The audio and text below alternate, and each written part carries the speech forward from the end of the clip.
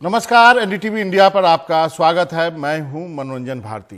देश का बजट आ चुका है। बजट पर अलग अलग दलों की अलग अलग प्रतिक्रिया है। जाहिर है कि सब अलग अलग ढंग से बजट को देखते हैं। जो अखबार, जिन्हें हम पिंक अखबार कहते हैं, उन्होंने भी बजट को अपने अपने ढंग से एसेस किया है। लेकिन बजट पर वैसे राज्य के वित्त मंत्री क्या सोचते हैं जो कि कांग्रेस रूल्ड है या कहे विपक्षी पार्टियों के द्वारा सत्ता में गवर्न किए जाते हैं, तो ऐसे ही राज्य पंजाब के वित्त मंत्री मनप्रीत बादल हमारे साथ मौजूद हैं इस बजट पर चर्चा करने के लिए। साथ ही किसान के बारे में भी उनसे सवाल पूछेंगे। मनप्रीत बादल साहब, आपका बहुत बहुत शुक्रिया, आपने वक्त निकाला एनडीटीवी इंडिया से बातचीत करने के लिए। मेरा पहला सवाल यही है कि किसी भी राज्य के या कहे पंजाब जैसे मजबूत राज्य के वित्त मंत्री होने के नाते आप इस बजट को कैसे देखते हैं? क्या आपको लगता है ये बजट आपकी जो उम्मीदें हैं उस पर खरा उतरा है? सब दरअसल अर्ज ये है कि सरकार अपनी कितनी भी बांसुरी बजाती रहे, पर जो थड़े पे आदमी बैठे होते हैं वो अपने चूल्हे से पूछते हैं कि हांडी में कुछ है कि नहीं। और जो गरीब का चूल्हा है वो तो बुझता जा रहा है और वहां तक पहुंचने में इस बजट को काफी टाइम लगेगा। पर ये इस बजट को मैं दो पहलू से देख रहा हूं। एक तो जो पंजाब सरकार का या as a state finance minister हमारा जो नुक्ते नजर है, और दूसरा जो आम आदमी का है। तो जो बजट की ABCD थी, ABCD तो यही है, क्योंकि जो बजट होता है दरअसल एक तो होता है स्टेटमेंट ऑफ अकाउंट्स और दूसरा होता है बजट की जो नेक ख्वाहिशात होती हैं। तो जहां तक नेक ख्वाहिशात हैं उसमें तो ये भरपूर है, पर जब आप स्टेटमेंट ऑफ अकाउंट्स को मैच करते हो तो वो अकाउंट्स जो हैं वो मैच नहीं करते ख्वाहिशात के साथ। और जैसे अल्लामा इकबाल का बड़ा मशहूर शेर है कि उसने तदबीर से जाग उठता है कौमों का नसीब, कभी बदलती नहीं तकदीर अरमानों से। क्या बात है! अच्छी प्लानिंग के साथ तो कौम की तकदीर बदल सकती है, पर ये अरमानों से तो नहीं बदलेगी। तो एज जो पंजाब का नुक्ते नजर है, तो मैं इस बजट में जो ABCD ढूंढ रहा था, A ढूंढ रहा था agriculture, B banking, C Covid और D डिफेंस। पर इसमें जो मुझे मिला वो ABC मिला, असम, बंगाल और चेन्नई। क्योंकि ये जो इलेक्शंस हैं इन स्टेट्स में आ रहे हैं, तो टोटल लॉपसाइडेड डेवलपमेंट जो है वो उन्होंने ये 3 स्टेट्स की तरफ दे दी। तो आप ऐसा समझें कि आपकी शिकायत ये है कि उन राज्यों को इस बजट में काफी कुछ नहीं दिया गया है जहां चुनाव नहीं होने वाले हैं। जहां जहां चुनाव है, जैसे पश्चिम बंगाल, केरल, तमिलनाडु और असम, उन पर काफी खास फोकस है, और बाकी राज्य और खासकर वैसे राज्य जहां पर कांग्रेस सत्ता में है उनके लिए इस बजट में कुछ नहीं है। आप शायद यही कहना चाहते हैं। मैं इससे आगे अर्ज कर रहा हूं कि पूरे नॉर्थ इंडिया के लिए कुछ नहीं है। और अगर आपने जो हिंदुस्तान में जो पद्मश्री अवार्ड्स मिलते हैं, अगर आप गौर से देखें तो ये अवार्ड्स भी उन्हीं स्टेट्स को दिए गए हैं जहां चुनाव आने हैं। तो ऐसे मामला थोड़ी चलते हैं सरकार के। बाकी जहां तक सवाल पंजाब का है, और मैं तो चलो नॉर्थ इंडिया की बात कर रहा हूं, पर हम सोच रहे थे कि एग्रीकल्चर और खास करके जो किसान का एहतजाज चल रहा है उसमें कुछ ना कुछ एग्रीकल्चर सेक्टर या एलाइड सेक्टर में कुछ बेहतरी आएगी। सो एग्रीकल्चर में तो महज जो है वो 2% का इजाफा किया है बजट में, बट जो रूरल डेवलपमेंट है, जो देहात की विकास का जो मद है, उसमें 34% की कमतरी आई है।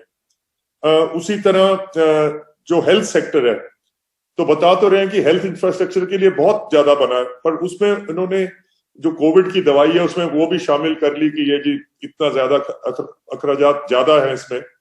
बट दरअसल जो पिछले साल का जो रेवेन्यू बजट एस्टिमेट है उससे इसमें 1% कम आए। डिफेंस में, क्योंकि पंजाब का तो जो 4 मैंने ABCD आपको बताई थी कि एग्रीकल्चर में, बैंकिंग में, खास करके जो MSME सेक्टर होता है उसको आज लिक्विडिटी की जरूरत थी, उसके लिए सिर्फ 15,000 करोड़ रखा है पूरे एमएसएमई। और मैं बहुत सारे इदारों में तो खैर ताले लग गए हैं। राज्यों की शिकायत है कि उन्हें उनका बकाया नहीं मिल पा रहा, जितना राज्य जो है सरकार को, केंद्र को कमा के देती है, उसके उपेक्षा में उनको जो बकाया सरकार से मिलना चाहिए वो नहीं मिलता, और बकाया भी बहुत बाकी है। देखो, अब राज्यों की, जहां तक राज्यों की शिकायत है, तो कल पेट्रोल की जो इंफ्रास्ट्रक्चर जो सेस लगाया है, एग्री सेस, दूसरा सबसे बड़ा मुद्दा है ये जो सेस लगाया गया है, जो डीजल पेट्रोल आदि पे सेस लगा है। हालांकि आम जनता पे सरकार ने कहा, केंद्र सरकार ने कहा कोई असर नहीं पड़ेगा, लेकिन इस सेस का लाभ राज्यों को नहीं मिलेगा, आप लोगों को नहीं मिलेगा। इसमें भी केंद्र सरकार जो है वो सेस का पैसा अपने पास रखेगी, ये भी आप लोगों के लिए एक नुकसान है। बिल्कुल, वो हमारा उसमें 41% हिस्सा है स्टेट्स का। तो पहले तो मनोरंजन जी, कई बार आपके जो देखने वाले होते हैं, नाजरीन होते हैं, उनको ये समझ नहीं होती या दिलचस्पी नहीं होती, समझ तो होती है, दिलचस्पी नहीं होती कि जो टोटल इंडिया का बजट है, तो 2/3 तो स्टेट्स खर्च कर रही हैं, सेंटर के पास तो 1/3 है। और जो गवर्नमेंट ऑफ इंडिया के नीचे कितने लोग रहते हैं? एक भी नहीं रहता। हमारी जिम्मेवारी क्या है? हमारी एग्रीकल्चर हमारी जिम्मेवारी है, पुलिस हमारी जिम्मेवारी है, एजुकेशन, हेल्थ, कनाल, जेल, बुढ़ापा पेंशन, सो जितनी भी वेलफेयर की स्कीम्स होती हैं वो स्टेट गवर्नमेंट चला रही है। और अगर आप हमसे ही पैसे अगर आप रख लेंगे, तो इसका मतलब है कि आप हिंदुस्तान के लोगों की तरक्की में अड़चन बन रहे हैं। LIC में जो FDI यानी फॉरेन डायरेक्ट इन्वेस्टमेंट की सीमा बढ़ाई गई है, क्या आपका इशारा उसी ओर है कि जो संस्थाएं इतने सालों में बनी है, सरकार उसका विनिवेश कर रही है, या जैसा आप कह रहे हैं उसको बेच रही है? बिल्कुल, ये तो उन्होंने बोला कि इस जो अगला माली साल आएगा, इसमें टोटल जितने भी PSUs हैं, 4 को छोड़ के, इस सब में डिसइन्वेस्टमेंट करेंगे। और एक चीज तो चलो इसमें साबित, ये क्लियर हो गई है कि जो सरकार है टोटल कैपिटलिज्म की तरफ, और इन्होंने अपनी जो सिमत है या जो रास्ता है वो कैपिटलिज्म वाला पकड़ लिया है, अनडाइल्यूटेड। और इसकी वजह से मुझे लगता है कि जो 70 साल की जो हमारी खून पसीने के इदारे हैं वो बिक जाएंगे, और ये डेफिसिट्स में और इन चीजों में ये तबाह हो जाएंगे। तो इस बात का तो, किसान आंदोलन की बात करें तो कुछ बात बनती नहीं दिख रही है, ऐसा हो नहीं रहा है। सरकार कहती है कि हमने किसान को 10 बार बातचीत के लिए बुलाया, सरकार ये भी कहती है कि हम कानून को 2 साल के लिए स्थगित कर रहे हैं, किसान इसके लिए तैयार नहीं है। 26 तारीख के बाद जो है ऐसा माना जाने लगा है, कई लोग मानते हैं कि किसान आंदोलन जो है उसकी क्रेडिबिलिटी, विश्वसनीयता जो है वो कम हो गई है। ऐसे में रास्ता क्या है? कोई वे आउट आपको दिखता है कि इसका कोई हल निकलेगा या कोई सकारात्मक इसका समाधान होगा? CM साहब ने पंजाब में एक ऑल पार्टी मीटिंग बुलाई है, और पंजाब की क्या आगे रद्द अमल या हमारी हिकमत अमली क्या होनी चाहिए उनकी लीगल डिफेंस के लिए, या हमें प्रोटेक्शन किस तरह से हम अपने नौजवानों की कराएं।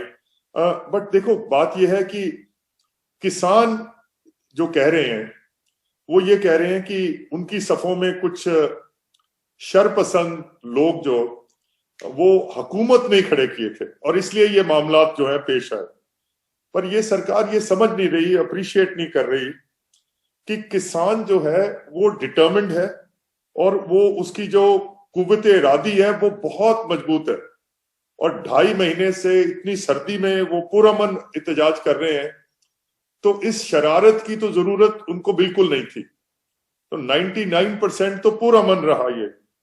बट अब, और इस किस्म की जो देखिए, मैंने आपके प्रोग्राम में बड़ी बार ये बात कही है कि सरकार जो होती है वो माँ बाप की हैसियत रखती है, और जैसे माँ बाप को अपनी औलाद की फिक्र होती है, सरकार को अपने लोगों की, अपनी कौम की फिक्र होनी चाहिए।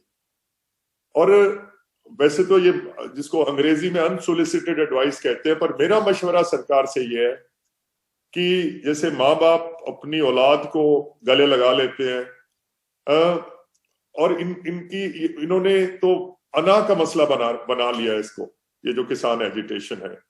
मुझे लगता है कि अगर मोदी साहब और मोदी सरकार एक कदम आगे बढ़ेंगे तो कुछ भी ना होगा, पर अगर किसान अगर पीछे हटेंगे तो अब दुनिया हंसेगी। तो इसलिए इनको गले लगा लेना चाहिए और इसको खत्म कर देना चाहिए किसी भी सूरत में और किसी भी कीमत पे। 26 जनवरी की घटना के बाद पंजाब सरकार की तरफ से कहा गया कि बड़ी संख्या में पंजाब के युवा गायब हैं। क्या कोई संख्या आप हमें बता सकते हैं कि आपको क्या एस्टिमेट है पंजाब सरकार का कि कितने लोग गायब हैं? तो जो आंकड़ा जो हमें बताया गया है कि तकरीबन 200 जो हमारे बच्चे बच्चियां हैं वो इस वक्त गुमशुदा है। ये बहुत बड़ी संख्या है। चलिए उम्मीद करते हैं कि पंजाब सरकार इस पर कार्रवाई करेगी। केंद्र सरकार से जरूर कुछ न कुछ बातचीत करके इसका हल निकाला जाएगा। आपका बहुत बहुत शुक्रिया मनप्रीत बादल साहब, आपने वक्त निकाला एनडीटीवी से बातचीत करने के लिए। आपका बहुत बहुत शुक्रिया।